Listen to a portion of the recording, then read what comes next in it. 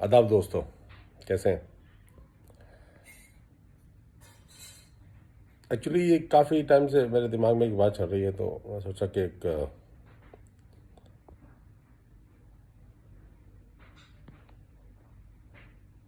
Video बना करके मैं भी बात करके पूछूं दोस्तों से अपने फेसबुक पे कि क्या चल रहा है अभी। पहले हम लोग फेसबुक खोलते थे तो देखते थे कि हमारा कौन सा दोस्त क्या पोस्ट कर रहा है, कहाँ पर पार्टी मना रहा है, पिकनिक मना रहा है, क्या खा रहा है, कहाँ पे हैंग आउट कर रहा है, परिवार में क्या चल रहा है। लेकिन अभी कुछ ऐसा नहीं मिलता देखने को। अब सिर्फ और सिर्फ एक अलग तरह का एक फेसबुक प्लेटफॉर्म बन गया, जहाँ पे एक दूसरे को जो है वो एक तरह से मॉब ही हो रही है भी, कि कुछ अनपढ़ जाहिल मुसलमान भी ऐसा करते हैं और कुछ हिंदूज भी ऐसा कर रहे हैं।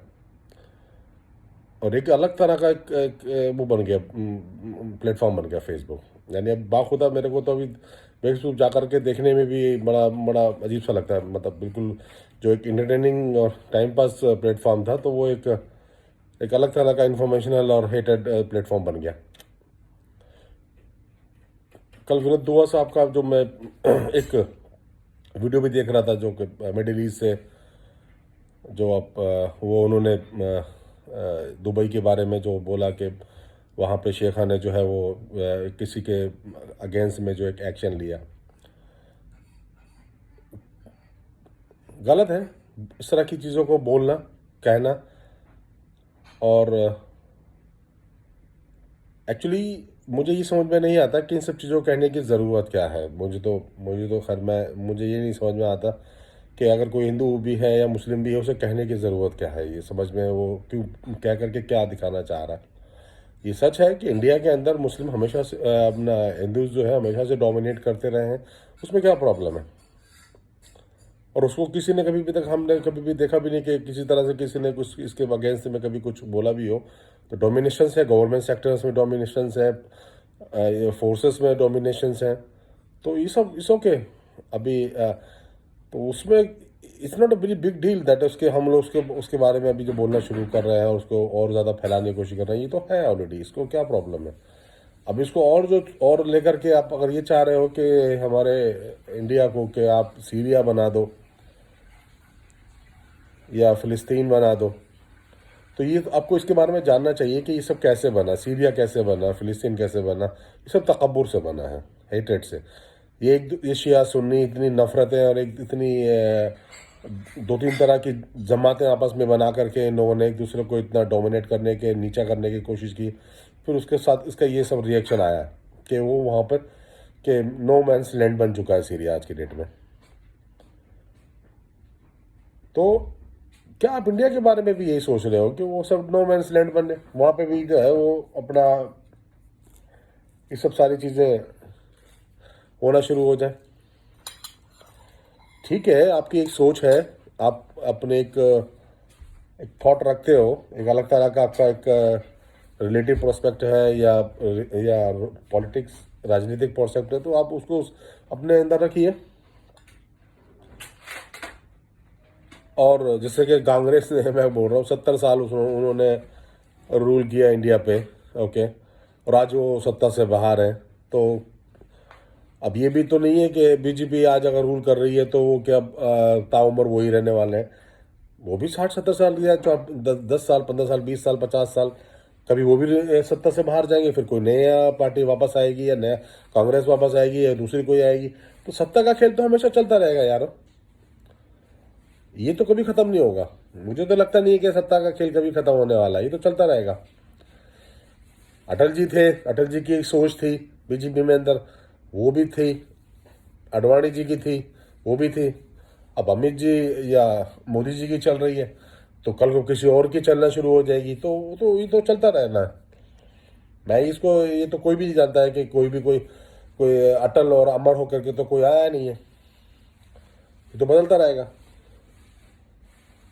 और मैं 20 साल से बता रहा हूँ आपको कि सारे जो दोस्त लोग मेरे यहाँ पे देख रहे होंगे वो बताएंगे कि हम 20 साल से मैं करीबन कुवैत में हूँ, और यहाँ पर मैंने हमेशा से यहाँ पे देखा है कि लोगों को सिर्फ हम लोगों को इंडियंस के नाम से जाना जाता है, हिंदी।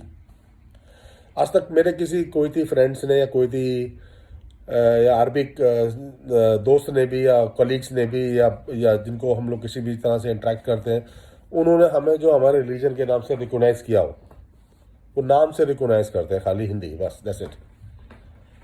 और ये भी कोई नहीं बोल सकता यहाँ पे कि किसी इंडियन के साथ में, मैंने आज तक नहीं देखा है किसी इंडियन इसमें उसकी रिलीजन के हिसाब से उसको जो है वो उसके साथ में पार्शलिटी की गई हो।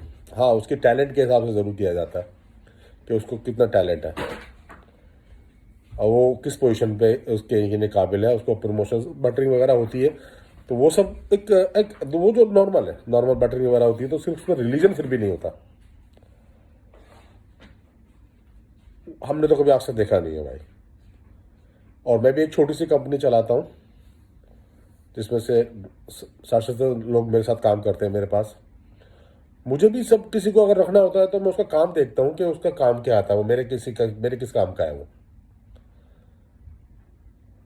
मैं उसे किस पोजीशन पे इस्तेमाल कर सकता हूँ, और फिर मैं मेरे साथ में वो काम करता है।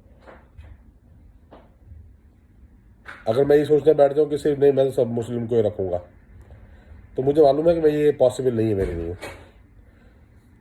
और अगर पॉसिबल है हो भी जाए तो मुझे वो कबूल नहीं है।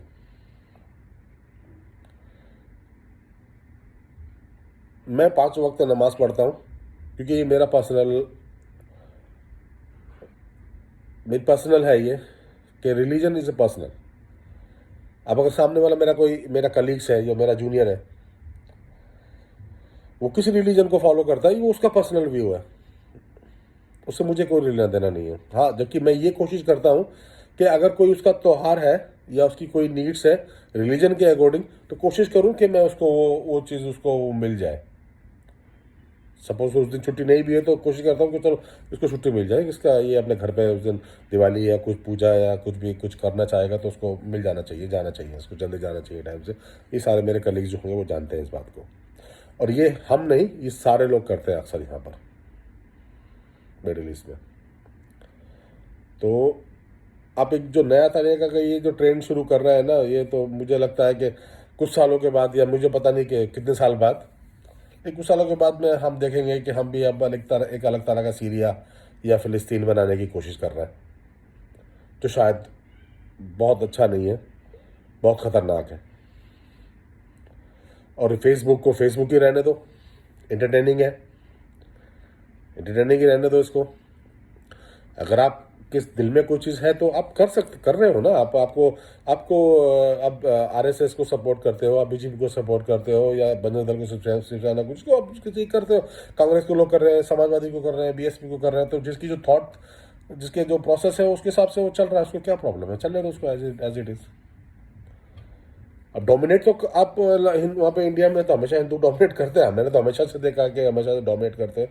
ओके, गवर्नमेंट सेक्टर में भी करते हैं, प्राइवेट सेक्टर्स में भी करते हैं, तो इसमें प्रॉब्लम क्या है? कोई प्रॉब्लम नहीं है इसमें। तो हाईएस्ट पॉपुलेशंस हैं, ओके, तो उसको डोमिनेट कर रहे हैं, तो इकोनॉमी को भी डोमिनेट कर रहे हैं, क्या प्रॉब्लम है? कोई प्रॉब्लम नहीं है। हमारे जो सिख भाई हैं, ओके, वो बहुत कम लोग हैं, फिर भी वो बिजनेस में है, इकोनॉमी उनके पास अच्छी है, एग्रीकल्चर्स में है, तो वो अपने एरिया में डोमिनेट करते हैं। तो इसमें कोई इतना कोई एतराज़ वाली बात नहीं है। बाकी अपनी जो आपको अगर सपोज करो कि किसी मुस्लिम से दोस्ती नहीं रखनी है, या उसके घर नहीं खाना है, या उसे अपने घर बुला के नहीं खिलाना है, उसके त्योहारों में नहीं जाना है, उसके यहाँ शादी में नहीं जाना है, तो ठीक है, ये आपका पर्सनल है, तो ठीक, अपने अपने आप तक रखो, कोई बात नहीं। किस मुस्लिम्स को भी अगर चाहिए किसी हिंदू से नहीं रखना है, उसके घर नहीं जाना है, उससे बात नहीं करनी है, उससे खाना नहीं खाना, जो भी कारोबार नहीं करना है, मत करे, कोई बात नहीं है। लेकिन अब इसको इतना सारा वो मत करो ना, इतना मत फैलाओ उसको कि दूसरों के अच्छे खासे जो लोग हैं, जो रखना चाहते हैं, जो करना चाहते हैं, जो करते आ रहे हैं, जो अपने बाप दादाओं को करते हुए देखते हुए आ रहे हैं, उन सबको जो है वो ये सब तरह का प्रॉब्लम आ जाए, उनके दिमाग में एक अलग तरह का डाउट पैदा हो जाए। जैसे मेरे परिवार के अंदर जो भी लोग हैं वो जानते हैं अच्छी तरह से कि मेरा परिवार में जो मेरे जो दोस्त हैं, जो मेरे बाप के जो दोस्त हैं, वो ब्राह्मण हैं, सारे के सारे थे। मेरे तो बाप के कोई दोस्त ही नहीं थे सिवाय ब्राह्मणों के। उन्हीं के साथ में मैंने हमेशा उनको देखा उठते बैठते, हिंदुओं के साथ ही मेरे बाप ज़्यादातर उठते बैठते थे। और वैसे ही हमने हमारे घर के अंदर आज भी वैसे ही है कि अगर हम किसी को, हमारे जो बड़े भाई हैं, हम उनको हमारे वीर हैं उनको हम बड़े भाई करके बात ट्रीट करते हैं। हमेशा घर के अंदर कोई प्रॉब्लम होती है हमारे तो बातचीत होती है तो उनका मशवरा ऐसे लिया जाता है जैसे कि घर में अपने सगे बड़ों का लिया जाता है। और यही मैं चाहता हूँ कि मेरे आने वाले बच्चे भी करें। तो आप इस तरह से अगर हमें फैलता चला जाएगा तो ये खत्म हो जाएगा ना। तो ये मुझे लगता नहीं है कि इंडिया की संस्कृति के लिए ये बढ़िया है। आपकी सोच जो है वो रखिए, अपने पास तक रखिए, अपने साथ तक रखिए। आपको किसी से ये ज़रूरत नहीं है कि आपको अगर किसी से नहीं रखना है तो वो हिंदू है या सिख है या क्रिश्चियन है तो मत रखिए, आपका पर्सनल है। नफरत फैलाने की ज़रूरत नहीं है। नफरत फैलाने का नतीजा आपको आपको मैं बता दूंगा, वो देखना है तो आप स्टडी कर लीजिएगा कि ये तकब्बुर था इन लोगों के अंदर। सीरिया, फ़िलिस्तीन, बगदाद, इराक, यहाँ पर ये तकब्बुर से ही सबसे ज़्यादा ख़राब हुए।